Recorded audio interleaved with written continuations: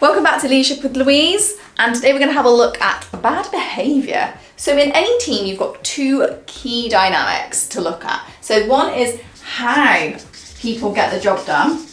This is the work bit. The second part of this is how they act and behave around the team. This is the behavioural bit. It's not all about how well a team member is hitting targets or meeting their job description requirements.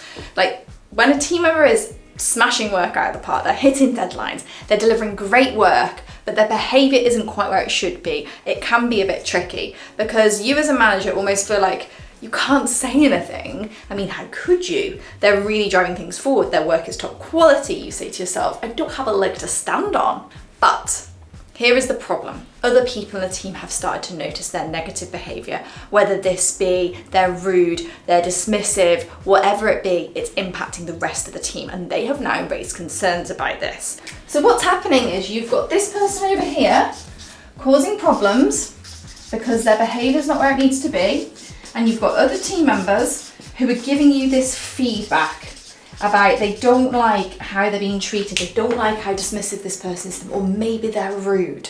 And you as a manager sitting on this, you're thinking, how can I deliver this feedback? This person over here is absolutely smashing the goals.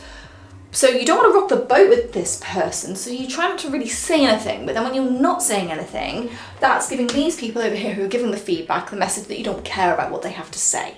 And then ultimately, fast forward 6 months, you're left with less than half a team because these people over here who are giving you the feedback have had enough of this person and they've left. And they've left because of how this person, they just couldn't work with them anymore.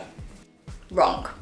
They left because you as a manager didn't do anything about it. Sorry to break it to you.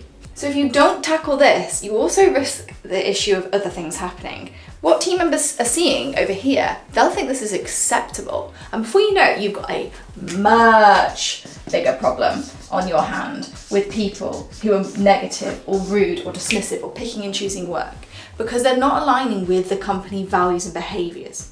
So behaviours can really help with this. So company values and behaviours are different things. Company values in your company are likely to be things like core values. They're standards, they guide how a business operates. They don't really tend to change that much.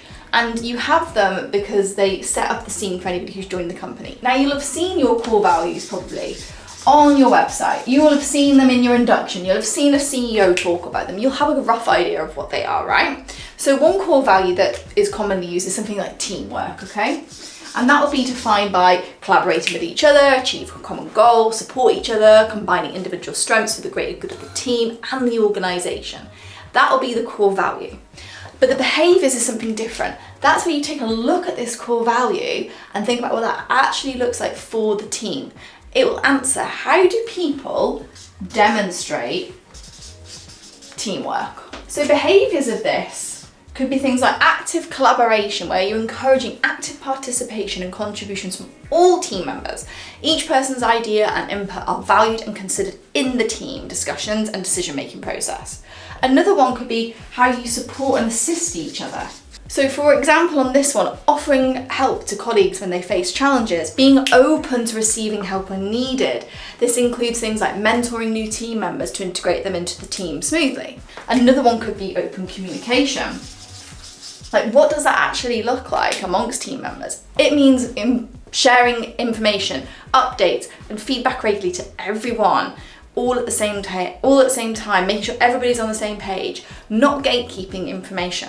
Another one could be conflict resolution. So like, how does the team actually address conflicts constructively and promptly? So like team members working together to find solutions that are acceptable to all parties involved rather than just allowing issues to fester. So they're just some examples of some of the behaviours that we might see coming out of a core value of teamwork. What this then allows you to do is, back on that other page, back on this page, it allows you to talk to these people over here who are making problems, who aren't demonstrating those desired behaviours that you've agreed as a team, to say, hey, do you know what, this isn't how we operate as a team, this is what we're actually looking for. If they're not willing to share best practice, or they're refusing to train new team members, for example, you can say this isn't how we operate as a team. This is our core value and this is how we're all expected to work together to demonstrate it. This will allow you to steer the conversation away from the work and the deliverables, which they're smashing, and about how they're conducting themselves within the work. Make sure you like and follow to find out how to make these behaviours in the next video.